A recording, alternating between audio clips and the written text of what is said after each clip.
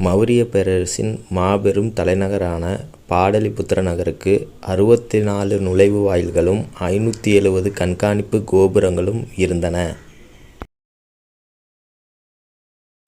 அசோகர் ஒரு பிரகாசமான நட்சத்திரம் போல இன்று வரை ஒளிர்கிறார் என்று கூறியவர் ஹச்.ஜி. வெல்ஸ்.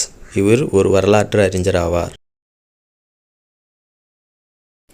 சாரநாத்தில் உள்ள அசோகருடைய தூணின் சிகர பகுதியில் அமைந்துள்ள சிங்க உருவங்கள் இந்திய தேசிய சின்னமாகவும், வட்ட வடிவ அடிப்பகுதியில் இடம்பெற்றுள்ள சக்கரம் இந்தியாவின் தேசிய கொடியின் மைய சக்கரமாகவும் ஏற்றுக்கொள்ளப்பட்டது.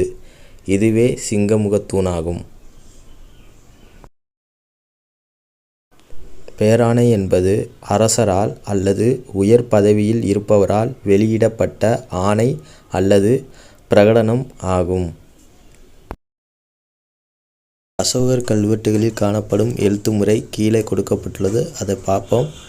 சாஞ்சி என்ற இடத்தில் உள்ள எழுத்துமுறை பிராமிய எழுத்துமுறையாகவும், காந்தகார் என்ற இடத்தில் உள்ள எழுத்துமுறை கிரேக்கம் மற்றும் அராமிக் எழுத்துமுறையாகவும், வடமேற்கு பகுதியில் காணப்படும் எழுத்துமுறை கரோஸ்தி எழுத்துமுறையாகவும் அசோகர் கல்வெட்டுகளில் காணப்படுகின்றன.